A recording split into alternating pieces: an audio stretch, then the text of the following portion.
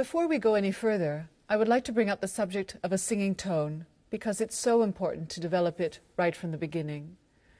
The piano is really a percussive instrument because when you hit the key, a hammer hits the string, producing the sound. Often we will want to produce a percussive effect if we're playing something brilliant by Prokofiev, for example, but so much of the time we need to make the piano truly sing.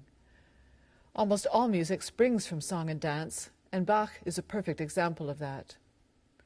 In his preface to the 2- and 3-part inventions, Bach instructs those desirous of learning to use these pieces not only to learn how to play properly in 2 and then 3 voices, but also to learn about composition and, above all, to arrive at a singing manner in playing.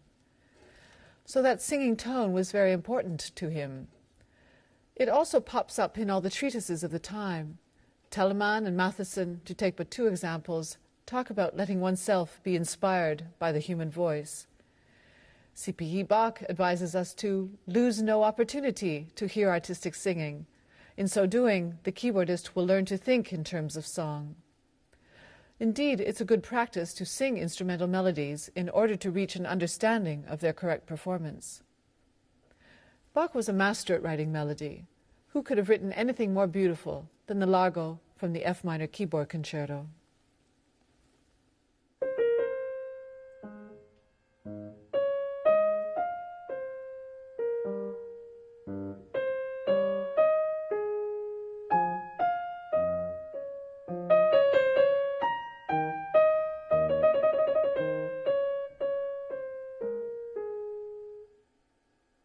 That melody, by the way, he used as the introduction to his cantata, I Stand with One Foot in the Grave, where he gives it to the oboe, one of the most expressive instruments. I'm often asked how a student goes about acquiring such a beautiful tone. The answer is not easy, but I would say that the most important thing is to use your ears and actually listen to the sounds you are producing. It's not only the way you hit the key, but also the way you join up the notes with a perfect smoothness, or legato as we say. Also, every note must lead us somewhere and have direction. So there are always very subtle shadings and minute variations in touch to produce this singing line. We will hear and see this later when I perform the slow movement of the Italian concerto.